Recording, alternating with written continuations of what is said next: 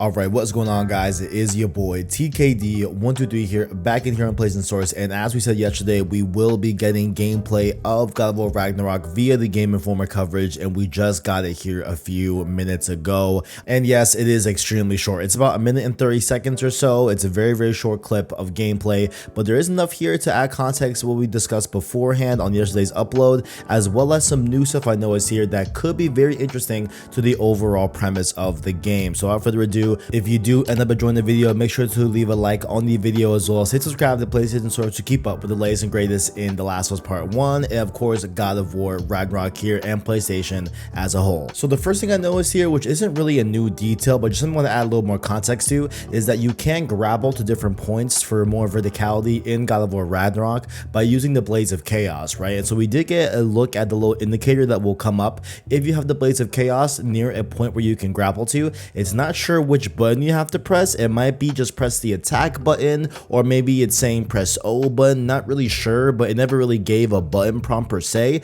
So I'm assuming it might be something like, you know, when you attack in that direction, you will grapple to that point. That might be what it's going for, but yeah, you can grapple with the Blades of Chaos. Next up, we see Kratos do the Stonewall Shield Ability when that is fully charged. So if you missed yesterday's video, which I definitely do implore you to go check out yesterday's video for more context on all these different moves, but what you do is with this specific Stonewall Shield, you block attacks and that will build up kinetic energy over time, and then you slam on the ground and it releases a huge like circular wave that knocks enemies back, right? So the thing that I really noticed here that is really cool is that the shield itself will actually start to glow as if it's like burning as you build up more and more kinetic energy within the shield to do the ability. So really cool touch right there, just thought I'd point that out. Next up, we see a very interesting clip of the gameplay that, you know, I don't really like seeing right now in this game, but we're gonna just play it here to at least show us what we got going with this gameplay here. So Atreus uses what I believe to be his sonic arrows to break apart a like green teal type of middle portion of the structure. This does align with what I said in yesterday's video, where the rocks that you'll see in this gameplay as well are covered in that teal green mesh that I believe Atreus is able to fire a sonic arrow to let them all dissipate and disappear, kind of like how they described in the article yesterday, right? You can go check out yesterday's video, that's exactly where I explain it. But for this specific portion here, you can see here in the gameplay that Atreus uses the sonic arrow on this middle portion.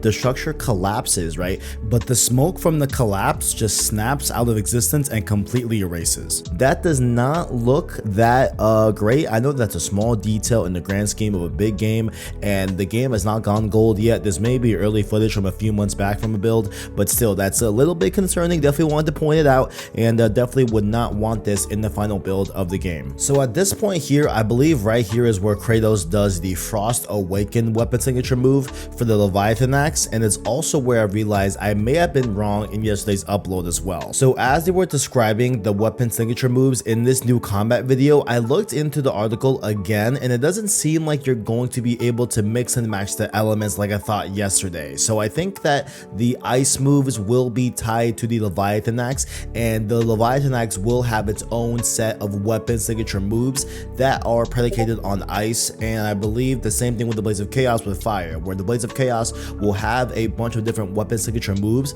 for the blades itself that will only be fire moves, right? So I think they will be still tied to their respective weapons, and you won't be able to mix and match different elemental effects and different stuff like that to the different weapons in the game. That's kind of what I thought they were saying, but I guess not. But either way, it looks really cool. So they did describe it here, and this is what weapon signature moves are at the whole, right? They are just more powerful moves done by holding triangle or pressing triangle, and they have an elemental effect on the enemies itself, whether it be freezing them with the Leviathan Axe or incinerating them with the Blades of Chaos. That's my bad. I thought you'd be able to mix and match the elements. Maybe that might be a thing that does happen in the game, but as far as you know now, seems to be that these elements are tied to their weapons. Next up, we get a great clear look at the Dauntless Shield Ability. This is definitely gonna be my shield I use, okay? This Dauntless Shield is looking fire, okay? So what this does is when you pull off a parry at a very specific time, you'll be able to not only do the parry, but your shield will glow red. This will then allow you to unleash a devastating smash to the enemy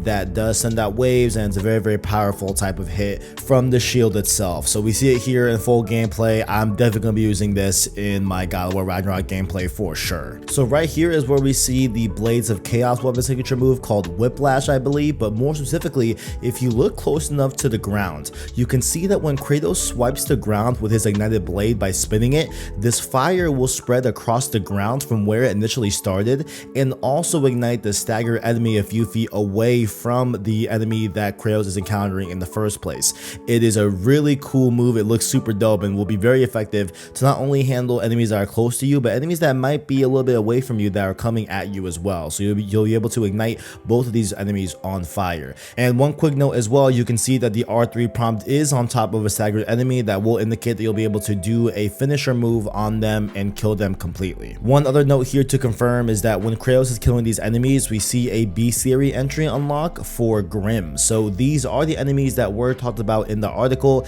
There are the bipedal reptile enemies that Kratos and Atreus will be dealing with. These are the Grimms that we see here in the gameplay. And I got one last thing I noticed in this gameplay before we leave here, right? And that is that in this trailer, and I saw it in bits and pieces of gameplay before we got this, you know, a little bit more extended gameplay look, and that is that there are a lot of these blue markings all over the play space. Right now, to be clear, this could be me reading too much into this, and these could just indicate spaces to jump off of and stuff like that, right?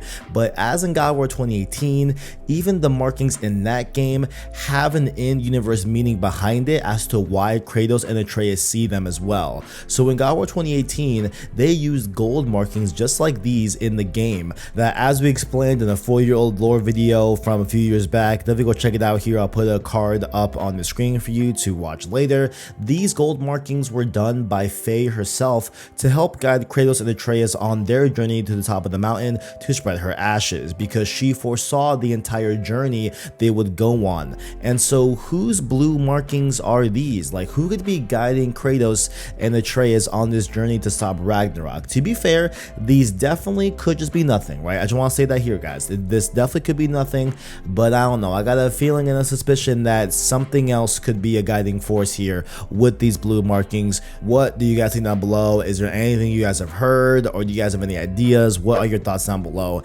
in that comment section? And also let me know, how do you guys feel about this little gameplay here that we got from God of War Ragnarok? I know it was not a lot of gameplay, and they have said, and you know, have confirmed my suspicion from yesterday's video that yes, they did only get 4 minutes of gameplay for the entire month of coverage. And so this is a minute and a half of it. We have another gameplay showing coming up on September 6th on Tuesday next week, so we'll definitely cover that. But what are your thoughts down below in that comment section? How we feel about this, what we got going on down below in that comment section. As you are down there, make sure to not forget our description. You can find links to our Discord, our Twitter, and of course our Anchor link that you can listen to our long form content and podcast format. Road to Part 1, first impressions of The Last of Us Part 1 will be up on Sunday. Then we do not miss that. Like if you enjoyed it, as well as hit subscribe to PlayStation Stories to keep up with the latest and greatest in PlayStation. Thank you all for watching, and as always, greatness awaits.